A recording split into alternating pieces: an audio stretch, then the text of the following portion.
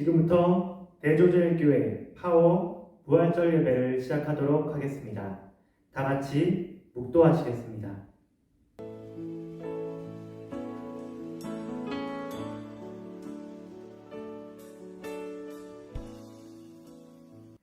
하늘의 하나님 아버지 감사합니다. 이렇게 기쁜 부활을 맞이해서 우리가 함께 예배를 드릴 수 있도록 하시니 감사합니다. 예배 처음 시간부터 끝나는 시간까지 우리와 함께하여 주시고 이 부활의 기쁨을 우리 모두가 누리도록 하나님 함께해 주세요. 예수님의 이름으로 기도합니다. 아멘. 다 같이 사도신경 하시겠습니다. 나는 전능하신 아버지 하나님 천지의 창조주를 믿습니다. 나는 그의 유일하신 아들 우리 주 예수 그리스도를 믿습니다. 그는 성령으로 잉태되어 동정녀 마리아에게서 나시고 본디오 빌라도에게 고난을 받아 십자가에 못 박혀 죽으시고 장사된 지 사흘 만에 죽은 자 가운데서 다시 살아나셨으며 하늘에 오르시어 전능하신 아버지 하나님 우편에 앉아 계시다가 거기로부터 살아있는 자와 죽은 자를 심판하러 오십니다. 나는 성령을 믿으며 거룩한 공교회와 성도의 교제와 죄를 용서받는 것과 몸의 부활과 영생을 믿습니다. 아멘. 다 같이 찬송하시겠습니다.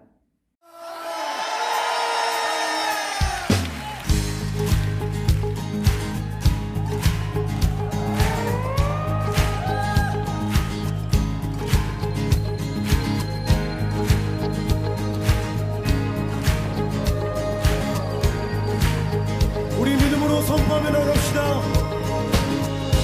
예수 열방의 소망, 예수 우리의 위로자, 주는 온 땅의 영원한 소망,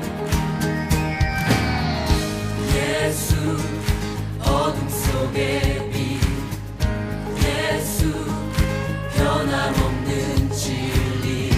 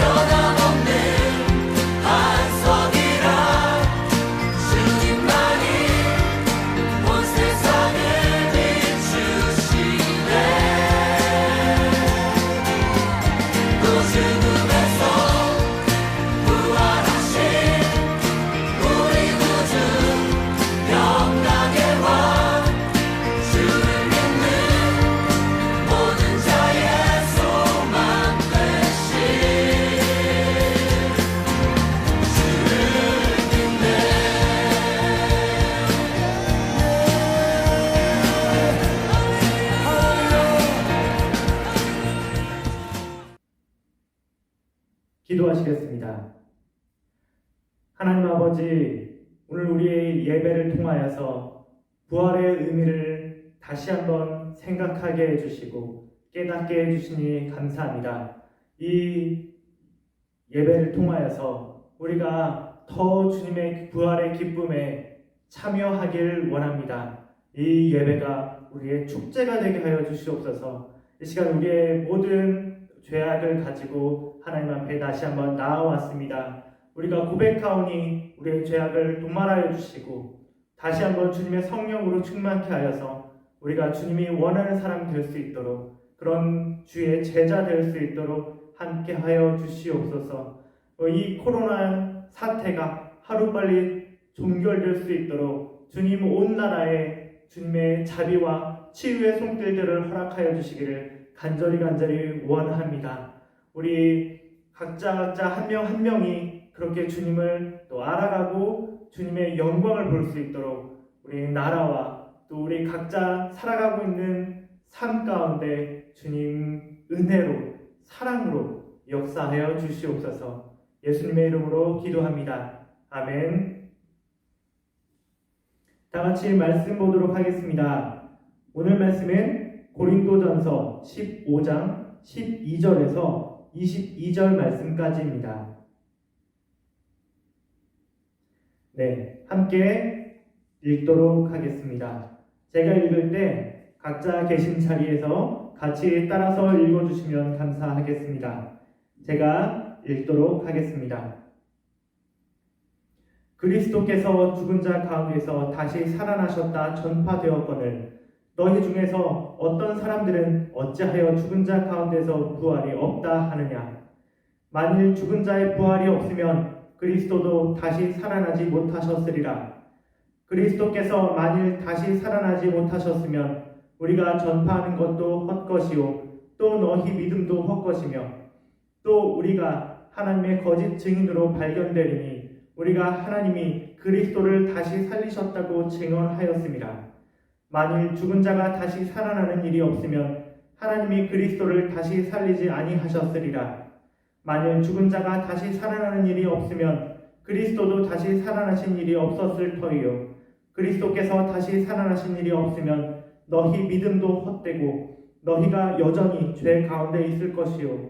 또한 그리스도 안에서 잠자는 자도 망하였으리니 만일 그리스도 안에서 우리의 바라는 것이 다만 이 세상의 삶뿐이면 모든 사람 가운데 우리가 더욱 불쌍한 자이리라. 그러나 이제 그리스도께서 죽은 자 가운데서 다시 살아나사 잠자는 자들의 첫 열매가 되셨도다. 사망이 한 사람으로 말미암았으니 죽은 자의 부활도 한 사람으로 말미암는도다. 아담 안에서 모든 사람이 죽은 것 같이 그리스도 안에서 모든 사람이 삶을 얻으리라. 아멘. 오늘은 부활의 의미라는 제목으로 말씀을 전하도록 하겠습니다. 오늘은 부활절입니다. 저번에 말씀드렸던 십자가 사건과 연결되어 부활은 기독교에서 매우 중요한 의미가 있습니다. 부활은 과연 사실일까요? 예수님을 장사 지냈던 무덤이 비었다는 것을 통해서 부활을 사실로 증명하려고 제가 이야기를 해보도록 하겠습니다. 만일 예수님이 부활하지 아니하셨다면 예수님의 빈 무덤을 어떻게 설명할 수 있을까요? 가설을 세워서 반대자의 입장으로 한번 이야기해 보도록 하겠습니다. 첫 번째 가설은 예수님의 이 무덤이 빈 무덤인 이유는 제자들이 예수님의 시체를 훔쳐갔기 때문이다 라고 하는 가설입니다. 이것은 불가능한 일입니다. 로마 병사들이 2명 이상 지키고 있었습니다. 또한 성인 3명 이상이 이것을 지렛대로 굴려서 겨우겨우 막을 수 있는 그 굴의 바위가 사람만하게 큰 바위가 무덤 입구를 막고 있었습니다. 그래서 이 시체를 훔쳐가기 위해서 이 무덤의 문을 열고 바위를 옮기고 예수님의 시체를 다시 들고 나오는 동안 이 병사들이 이것을 눈치채지 못할 리가 없습니다. 또한 예수님의 시체를 어디다가 숨겼는지 제자들은 아마 알고 있었을 것입니다. 이후에 숱한 예수님의 제자들이 로마에게 잡히고 어디에 잡혀서 숱한 고문과 순교를 당하는 와중에도 이 사실을 누구 하나 말하는 사람이 없었습니다. 제자들뿐만 아니라 어떤 사람도 그렇습니다. 또한 교회 내에 아무런 이것에 대한 어떤 소문이라도 있었을 것인데 그 비슷한 소문조차 없었습니다. 이 첫 번째 가설은 사실 불가능하다고 말씀드릴 수 있습니다. 자, 두 번째 가설은요, 대제사장들이나 로마 제국에서 시체를 치웠다고 하는 것입니다. 하지만 이것도 불가능한 일입니다. 왜냐? 제자들이 예수님이 부활했다 라고 소문을 내며 그리스도교, 이 기독교를 다른 사람들에게 전파할 때 이것을 되게 안 좋게 보던 대제사장들과 그 무리들이 있었습니다. 근데 그 무리들에게 예수님의 시체가 있었다면 제자들이 예수님이 부활하셨다라고 말할 때에 대제사장들이 너희 예수의 시체 여기 있는데? 라고 이렇게 얘기한다면 제자들의 논리가 완전히 깨어지지 않겠어요? 만약 대제사장들에게 예수의 시체가 있었다면 당장 그렇게 했을 것입니다. 그런데 그렇게 하지 못했다는 것은 예수님의 시체를 가져간 것은 대제사장도 로마 제국도 아니었다 하는 것입니다.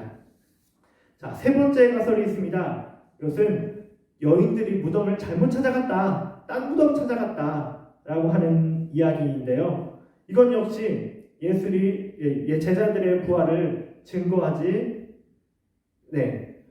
제자들이 예수를 증거할 때, 예수 그리스도의 부활을 증거할 때, 야, 진짜 무덤이 여기 있어. 너희들 무슨 얘기하는 거야? 잘못 찾아갔잖아. 라고 대제사장들과 그런 이 기독교를 반대하는 무리가 이것을 찾아주고 증명해 주었다면 역시 기독교는 잠잠해질 수밖에 없었을 것입니다. 하지만 그들은 그렇게 하지 못했습니다.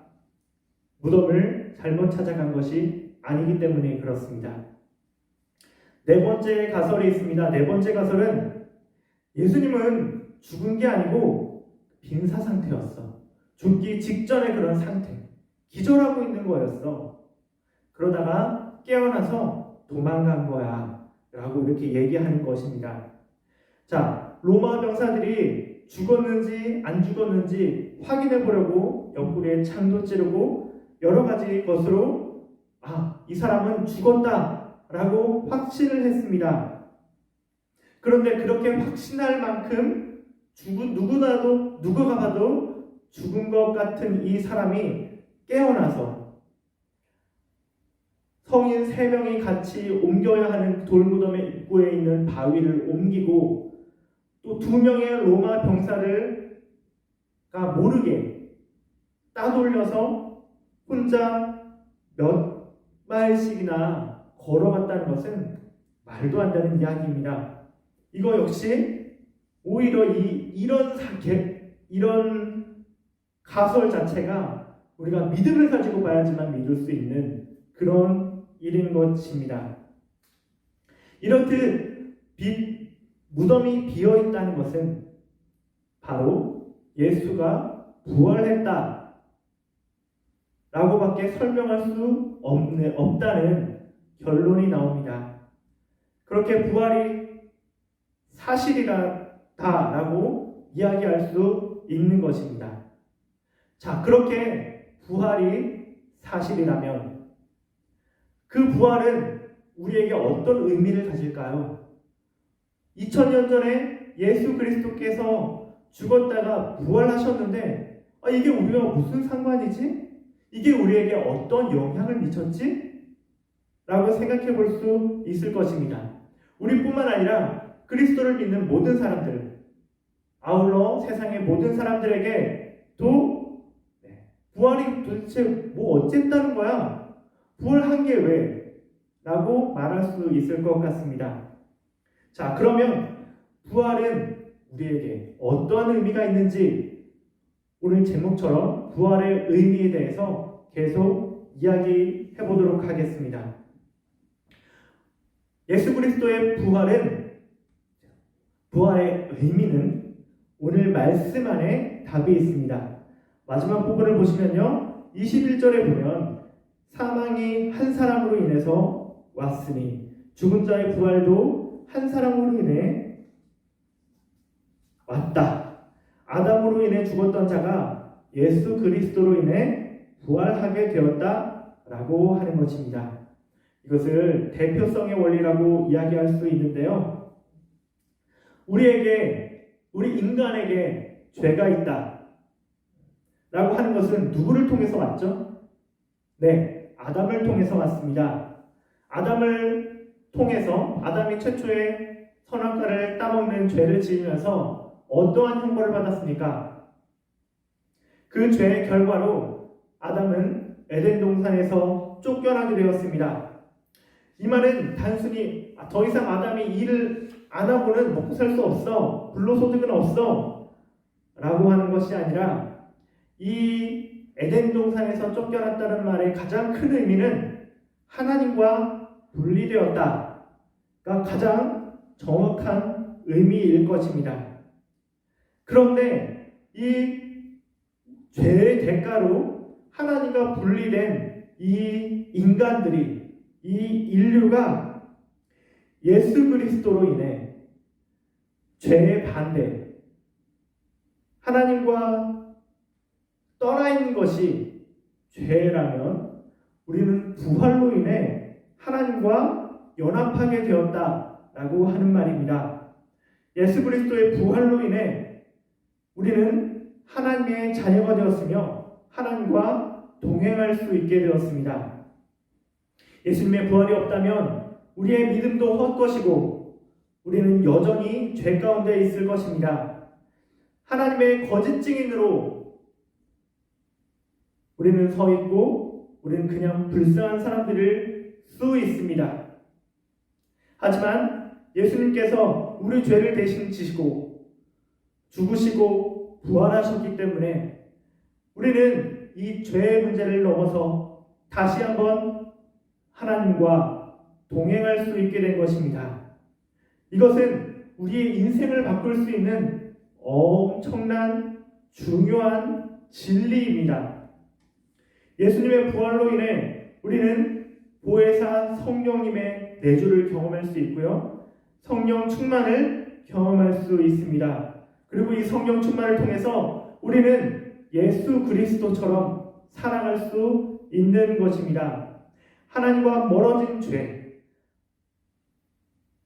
죄만은 우리의 삶이 다시 한번 하나님과 연합할 수 있는 자격이 생기게 된 것입니다. 그래서 이 예수님을 믿고 그분의 부활을 믿고 성령님을 통해 하나님의 통치가 내 안에 임하는 것을 우리가 경험할 수 있는 것입니다. 그렇게 하나님이 나를 통치하시게 되면서 우리가 하나님을 진심으로 사랑할 수 있게 되고 내 옆에 있는 사람을 진심으로 사랑할 수 있게 되는 것입니다. 제가 앞전 시간에도 계속해서 반복했던 것은 우리가 하나님을 사랑해야 한다. 우리가 내 옆에 있는 사람을 사랑해야 한다. 라고 이렇게 이야기했습니다. 하지만 내가 마음 먹고 사랑해야 되겠다. 하나님을 사랑해야 되겠다. 옆 사람을 사랑해야 되겠다. 라고 이렇게 내가 마음을 먹은 것만으로는 아마 안 될 것입니다. 절대 안 될 것입니다. 사실 마음 먹어지지도 않죠. 여전히 내가 사랑할 만한 사람, 매력 있는 사람, 나랑 잘 통하는 사람과 사랑하게 될 것입니다. 제가 말씀드렸던 이 사랑도, 이 사랑을 할 수 있는 힘도 성령님이 주시는 것입니다. 그래서 우리가 성령 충만을 통해 성령님의 다스리심을 통해 우리가 하나님을 전심으로 사랑할 수 있고 또 내 이웃을 전심으로 사랑할 수 있는 것입니다. 이 힘 자체가 모두 부활과 연결되어 있습니다. 우리가 하나님과 다시 교제하고 연합할 수 있게 되었고 이것을 통해서 성령님이 나를 다스리시고 성령 충만을 통해 내가 하나님의 뜻대로 살아갈 수 있는 것입니다. 사랑하는 우리 키스파워 여러분, 이 예수님의 부활의 의미를 생각하며 다시 한번 하나님과 연합하고 하나님의 힘으로 하나님을 사랑하고 내 이웃을 사랑하는 진정한 예수님의 제자 되는 모든 학생들 되시기를 주님의 이름으로 소망합니다. 아멘. 제가 기도하고 끝내겠습니다. 하나님 아버지 감사합니다. 오늘 우리의 이 말씀을 통하여서 예수님의 부활의 의미에 대해서 생각해 보았습니다. 우리가 하나님과 분리되어 있다가 이 부활을 통해서 우리가 하나님과 다시 연합할 수 있게 되었음을 보았습니다. 그 연합을 통하여서 우리가 하나님의 능력을 체험하고 힘입어서 살아갈 수 있는 것을 배웠습니다. 주님, 우리가 이 부활의 의미를 다시 한번 생각하며 이 부활의 능력이 내 안에서 살아날 수 있도록 하나님 이 시간 우리 안에 오셔서 우리를 주장해 주십시오. 우리를 다스려 주십시오. 하나님을 의지하고 사랑합니다. 예수님의 이름으로 기도합니다. 아멘. 다 같이 헌금 찬송 하시겠습니다.